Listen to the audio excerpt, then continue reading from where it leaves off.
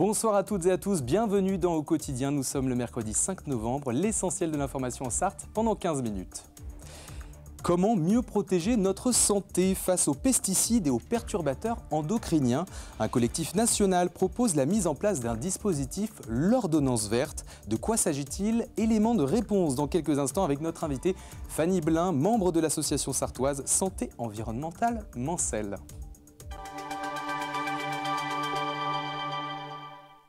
Des artisans locaux installent une boutique éphémère dans une salle à Bret-les-Pins. L'occasion de mettre en lumière les métiers de l'artisanat à la veille des festivités de Noël. Et puis, fin novembre, le département célébrera la mémoire d'un grand auteur de la bande dessinée française, Marcel Gottlieb, décédé il y a près de 9 ans. L'événement aura lieu à l'abbaye de l'Épau.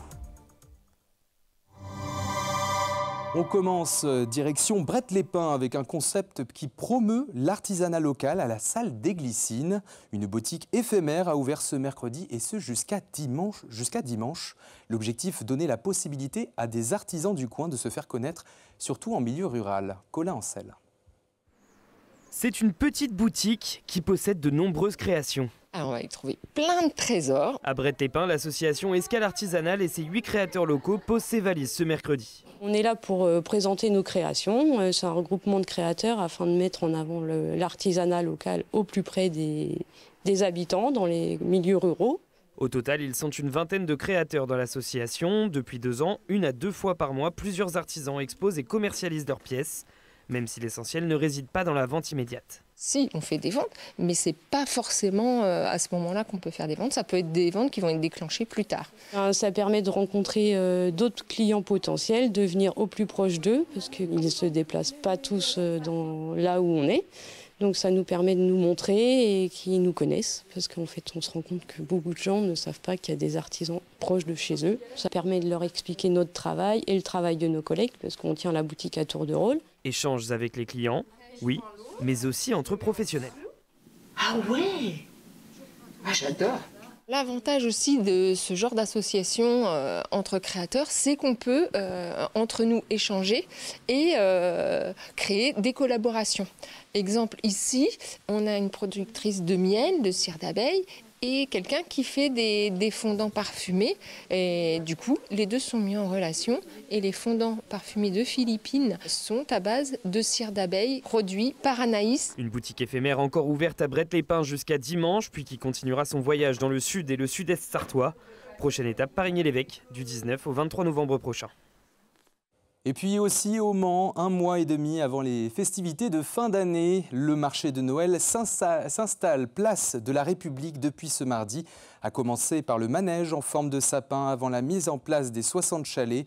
Cette année, la nouveauté, c'est une piste de luge, annonce l'agence événementielle End Event, chargée de l'organisation par la ville du Mans sur leur site internet.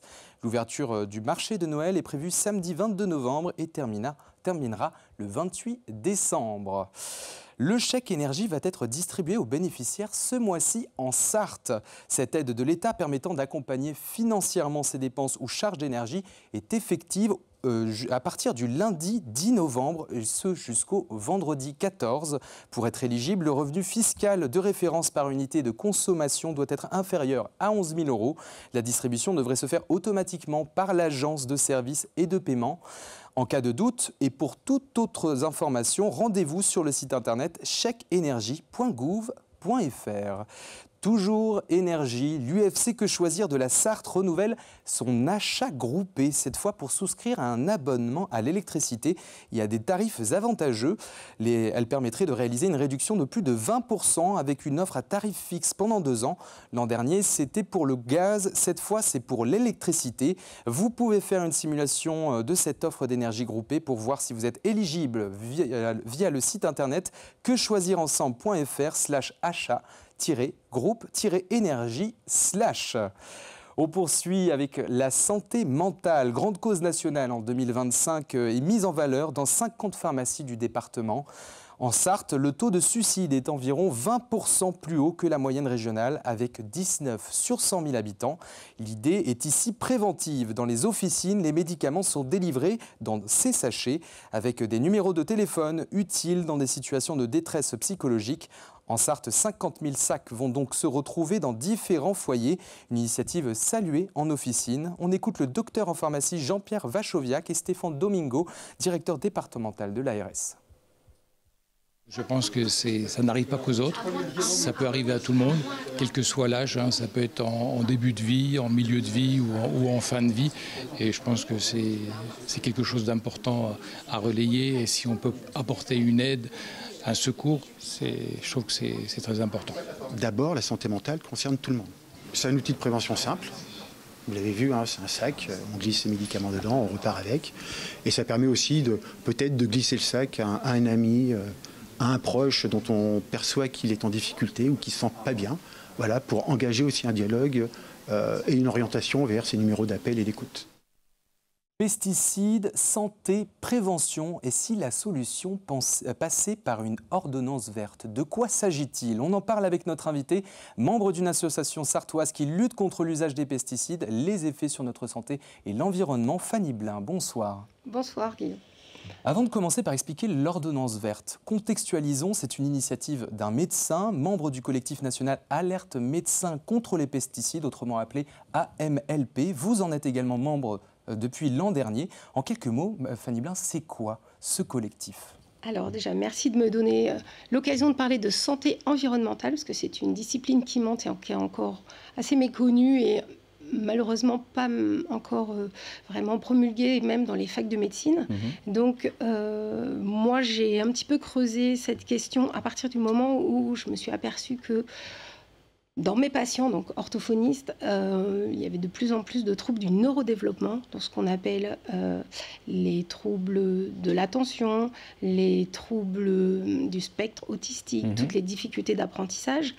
Et en fait, en creusant un peu, on peut s'apercevoir qu'il y a des difficultés liées aux effets délétères des polluants et de tout ce qu'on appelle notre exposome.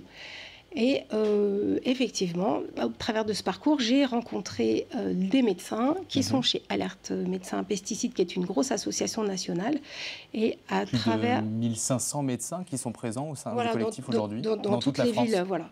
Et en fait, ensuite, on s'est retrouvés avec ces médecins et des associations sartoises, là, et des groupes locaux de grosses associations comme Génération Future, mais des plus petites aussi, comme Stop OGM 72.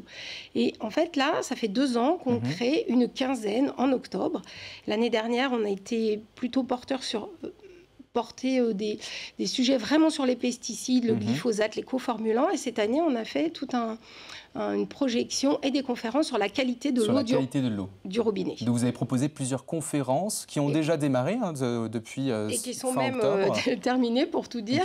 Et donc, vraiment, à l'issue de ça, j'encourage la population mancelle à aller sur le site Dans mon eau, qui est donc une carte interactive qui a été générée par l'association Génération Future. Dansmoneau.fr. Dansmoneau.fr, c'est ça, où ils ont repris toutes les données publiques numériques, mais c'est un énorme travail pour connaître avec notre adresse, la qualité de l'eau dans les communes qui concernent les habitants.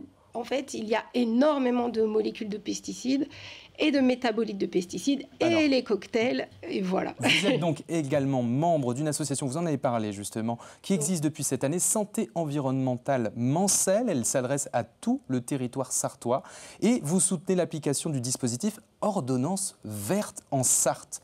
Alors, de quoi s'agit-il? Donc, l'effet délétère des pesticides et des polluants, que sont les PFAS et tous les perturbateurs endocriniens, ont un impact au moment de fenêtres de vulnérabilité, pendant la période fœtale, pendant la petite enfance et à l'adolescence. Donc, il faut absolument protéger nos femmes enceintes. Tant que le modèle agricole n'a pas changé et que les aires de captage n'ont pas été protégées par une agriculture biologique, il faut absolument protéger les femmes enceintes. Qu'on soit clair, Fanny Blin, ça s'adresse uniquement aux femmes enceintes. Aux femmes enceintes. Donc, ça a été expérimenté dans la ville de Strasbourg.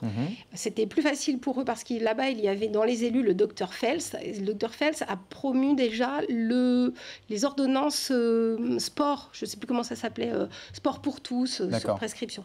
Et donc là, les ordonnances, c'est une prescription au moment de la déclaration de naissance de la sage-femme ou du gynécologue, la prescription d'un panier bio, de légumes et de fruits bio, tout le long de la grossesse. Est applicable justement dans le cadre de cette ordonnance verte. Pendant la grossesse d'une femme, il y a possibilité d'obtenir ce panier bio. Sous réserve de participer à des ateliers qui peuvent être dispensés, déjà qui existent dans les hôpitaux et les cliniques qui reçoivent les femmes enceintes sur le Mans, qui expliquent justement tout ce domaine de santé environnementale pour se protéger des perturbateurs endocriniens dans l'alimentation, mais aussi dans leur quotidien. Il y a ce qu'on appelle des ateliers nesting avec des sages-femmes et des puéricultrices et des infirmières. Merci Fanny Blin. On est pris par le temps, mais cette ordonnance verte n'est pas encore appliquée en Sarthe. Elle pourrait l'être dans les prochains temps. En tout cas, elle existe déjà à Strasbourg et dans d'autres communes de France. Merci Fanny Blin, membre de l'association SEM Sarthe, d'être venue sur notre plateau. Merci. Dimanche 23 novembre, l'abbaye de l'Épau rendra hommage à l'un des géants de la bande dessinée française, Marcel Gottlieb, à l'occasion des 50 ans du magazine Fluide Glacial. Une exposition et plusieurs rencontres célèbrent l'humour, l'irrévérence et le génie créatif de celui qui a marqué plusieurs générations de lecteurs. Clin d'œil au magazine de bande dessinée française avec ce titre sur l'écran et ce reportage réalisé par Anthony Piton. Une illustration spéciale signée Julien Solé vient d'être dévoilée. Elle rend hommage à Gottlieb, ce maître de la BD satirique, fondateur de Fluide Glacial.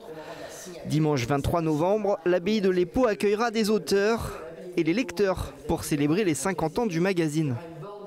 Il a contribué à mettre en avant une BD plus adulte et dans le sens totalement aussi absolument pas péjoratif. Et à ce titre-là, il en est l'un des grands représentants. C'est aussi un des messieurs qui a contribué à sortir du ghetto la bande dessinée.